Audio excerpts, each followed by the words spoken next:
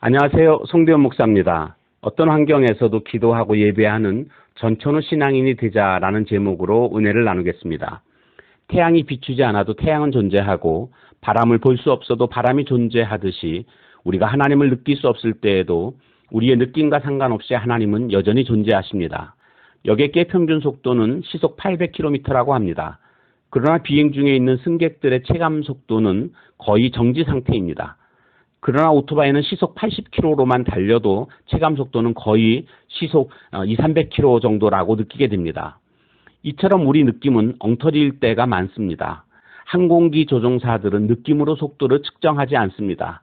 반드시 계기판을 통해서 속도를 확인합니다. 하나님께 대한 우리의 감각은 날마다 춤을 춥니다. 모든 일이 잘 풀리고 순적한 상황이 전개될 때 하나님을 신뢰하는 건 그리 어렵지 않습니다. 그러나 기막힌 웅덩이와 깊은 수렁에서 하나님을 신뢰하는 것은 만만한 일이 아닙니다. 우리는 그와 같은 때에 하나님이 몇천만 킬로미터는 떨어져 있다고 느끼게 됩니다. 그럴 때 예배의 자리로 나아가는 것은 철저히 훈련된 자가 아니라면 거의 불가능합니다.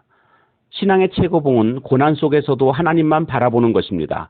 하나님이 멀게 느껴질 때도 예배의 자리로 나아가는 것입니다.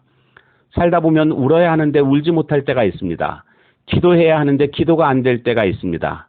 그런 때에도 하나님은 우리의 믿음이 악천후를 뚫고 이륙하기를 원하십니다. 마치 전투기처럼 말입니다.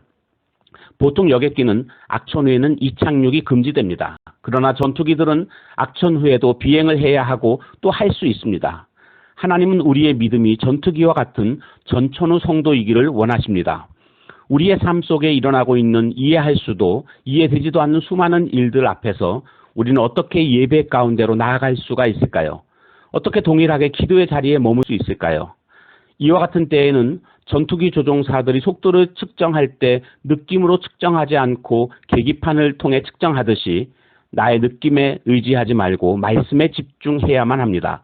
또한 하나님이 하신 일과 하실 일들을 신뢰해야 합니다.